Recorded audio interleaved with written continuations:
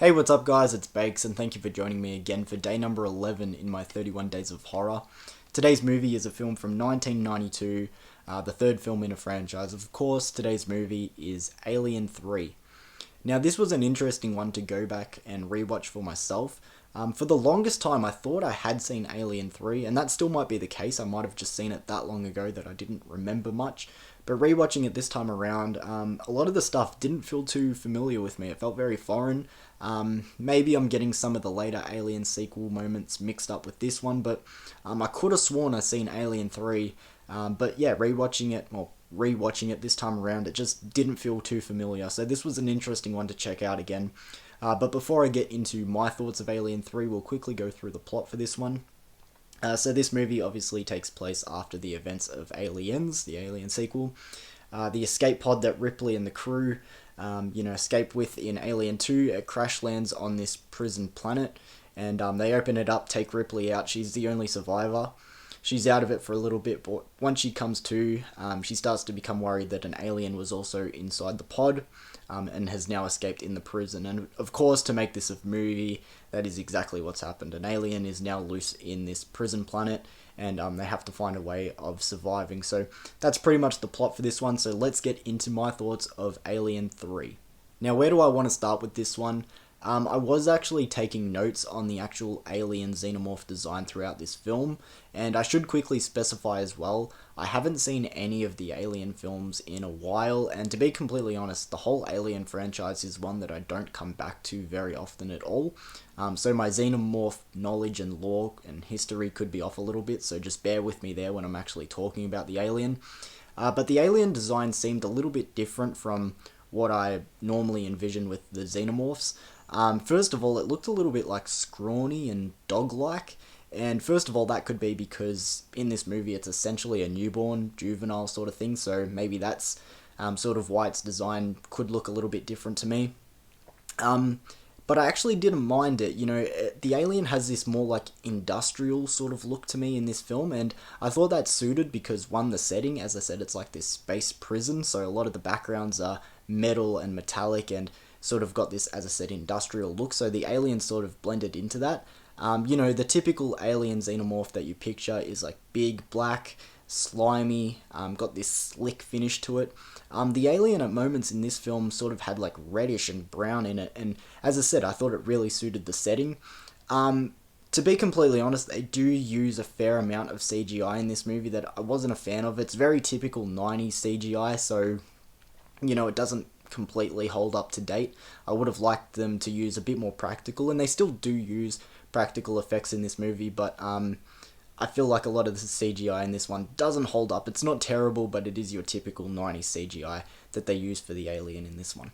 Continuing on with things I like, and going back to something I vaguely brought up before when I was talking about the alien, I really liked the setting in this one. It was a nice change. The first two movies take place on a ship with like a designated crew. I like that this one was switched up to a prison, and as I said before, has this industrial feel, very grimy and rusty. It feels like if you tripped up and like cut yourself, it's 100% need a tetanus shot at this place. It was so like dirty and rusty and industrial, but really cool setting. I actually really enjoyed the prison setting. Continuing on with the characters, Ripley, she's never not going to be an icon. Sigourney Weaver does a great job, and the whole Ripley character is so badass and iconic. But there's other supporting cast that are also pretty decent. I forget the character's name. I think his name was Dylan. He was pretty cool. I kind of liked Clemens as well. I won't talk about what happens with his character, but I thought he was going to stay around for a little bit longer, and actually didn't mind him. I thought he was kind of cool, but yeah, the characters and the setting in this one was also pretty enjoyable. So I guess moving on to a few of the negatives that I had for this movie now, and I guess overall none of the negatives were overly anything major, but where I want to start is with Ripley and Clemens. I really like them as, a duo in this movie. They sort of form this bond after Ripley in her pod lands in this prison. Clemens is the one to sort of take care of her and make sure she's alright, and as I said, they make this bond and this relationship and whatever.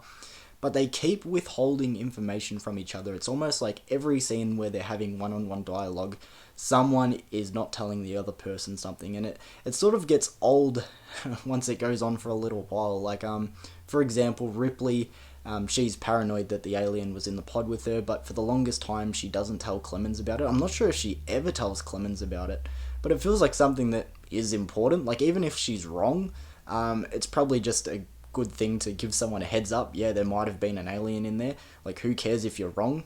Gives a fuck. And Clemens, in return, also keeps holding back information from her. As I said, it just feels like it gets a bit tiresome at a part. It's almost like every scene that they have together, someone's not telling the other person something, and it just sort of got a bit thin with me. Another thing as well, I kind of wish there was more xenomorph alien in this movie.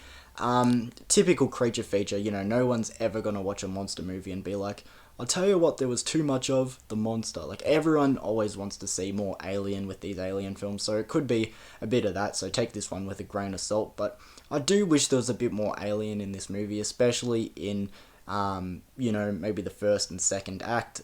Even in the third, maybe a little bit more, but overall, just wish there was a bit more xenomorph. But either way, let's wrap up this review. You know what, I've spoken long enough. Alien 3 was a surprise. As I said, I didn't remember much from this movie. To be completely honest, I might not have seen this movie at all, but as I said, for the longest time I thought I had. There were some scenes that I feel like I remembered, so I'm really not sure if this was a rewatch or what, but also I've heard a lot of people start to come around on Alien 3. A lot of people are saying it's better than what, a lot of people happy to admit it is, and I agree, this movie was a pleasant surprise and I did enjoy it. Directed by David Fincher as well. Like, fuck, I didn't know he directed this movie. The first 3 Alien movies have a great lineup of directors: Ridley Scott, James Cameron, David Fincher. Like, what a fucking lineup of directors there.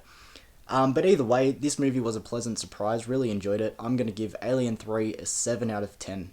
Enjoyable watch. As I said, pretty much went into this one as a clean slate. Didn't remember much at all, so this was an enjoyable surprise. And if you've seen Alien 3, let me know your thoughts in the comments below. And either way, we're continuing on with the 31 days of tomorrow, so tomorrow will be day number 12. So thank you for joining me again, guys, and I'll see you for another review soon. Peace.